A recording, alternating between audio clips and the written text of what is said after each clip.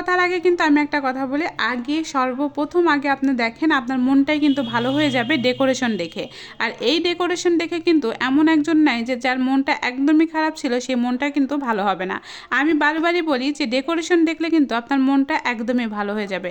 আর আজকে আমি তেমন একটা জায়গায় যাব। সকাল থেকে মনটা আমার ভীষণই খারাপ, খালি সকাল থেকে না, আজ কিছুদিন যাবৎ কিন্তু আমার মনটা ভীষণ খারাপ। তার মধ্যে কিন্তু ছেলে আবদার করলো যে হঠাৎ করে মা আমাকে রাত্রে কিছু খাওয়াতে হবে, বাড়ির খাবার আজকে খাবো না।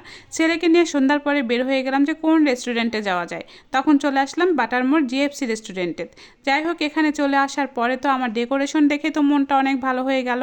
আর এই ডেকোরেশনটা দেখে তো মনটা শুধু ভালো হলে হবে না, আসলে খাবারের টেস্টটা কেমন সেটা জানতে হবে। আর এখানে কি কি ধরনের খাবার ছিল সেটাও কিন্তু আমি জানিয়ে দিব।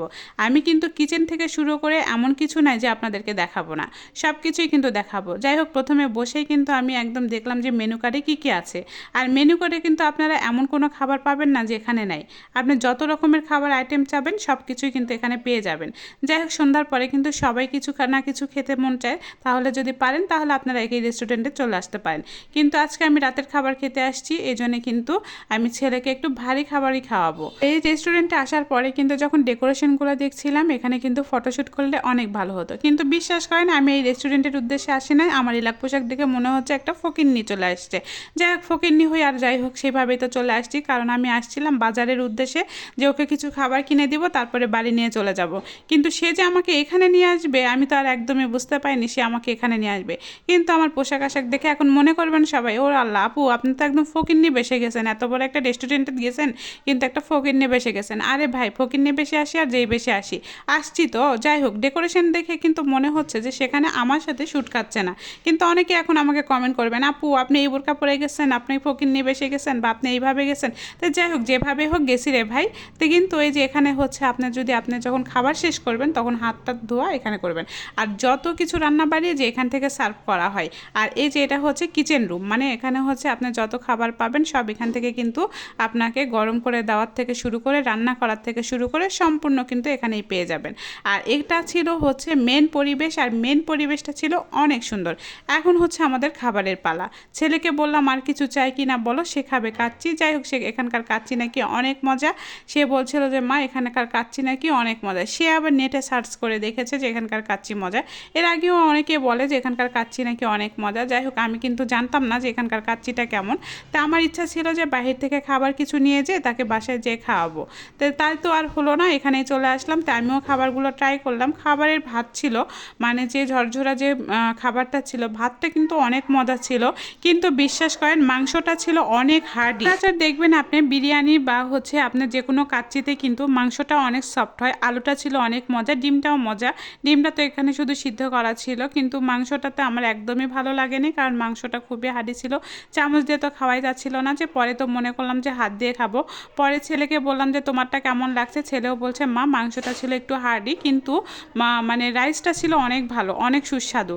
মানে ওর রাইসটা ছিল খুবই মজা, এখানকার যে রাইসটা ছিল সেটা খুবই মজা। যাই হোক, আমি যার জন্য খাবারটা খাওয়াতে নিয়ে গেছি তার যদি ভালো লাগে তাহলে তার কোনো কথাই নাই, কারণ আমার ছেলের অনেক ভালো লেগেছে আর সে তো একদমই তৃপ্তি করে খেয়েছে।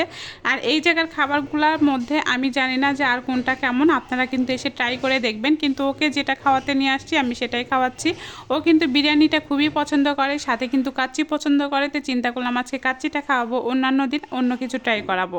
যাই হোক, এখানে অনেক কিছু মেনু ছিল। আপনারা যদি চেষ্টা করেন, আপনারা যদি খেতে মন চান, তাহলে আমি বলবো যে আপনারা সব কিছু ট্রাই করে দেখতে পারেন। অনেক অনেক মজার মজার খাবার ছিল। ওই যে বললাম যে একটু মাংসটা ছিল হাডি। তো যাই হোক, এদিকে কিন্তু ডিমটা আর হচ্ছে মাংসটা দিয়ে আমি কিন্তু খুবই তৃপ্তি সহকারে খেলাম। সাথে কিন্তু আমার বাচ্চাটাও খেয়ে নিল। আর আমার বাচ্চার যদি তৃপ্তি হয় তাহলে মনে করেন আমারও তৃপ্তি। আর আমার একটাই কথা যে আমার ডেকোরেশন ভালো লেগেছে, এখানকার সব কিছু ভালো লেগেছে, এখানকার পরিবেশটা ভালো লেগেছে। এই জন্যে কিন্তু আমার খাবারটা যে খুবই যে খারাপ লেগেছে তা কিন্তু না। আছে যাদের যাদের আপনাদের ভালো লাগবে অবশ্যই আসবেন, এসে কিন্তু এখানে খাওয়া দাওয়া করে যাবেন। আর এই যে বললাম যে বিরিয়ানির হচ্ছে যে রাইসটা ছিল, এই রাইসটা কিন্তু খুবই মজা ছিল। আপনারা এসে ট্রাই করে যেতে পারেন। আর এখানকার খাবারের স্বাদ মানে আমি বলবো যে 100% ভালো। আপনারা যদি এখানে বলতেন যে, বা আমি যদি বলতাম যে এখানে হচ্ছে একটু মাংসটা সফট করার দরকার ছিল, লাস্টে কিন্তু আমি আসার সময় বলে এসেছি যে মাংসটা একটু সফট করবেন।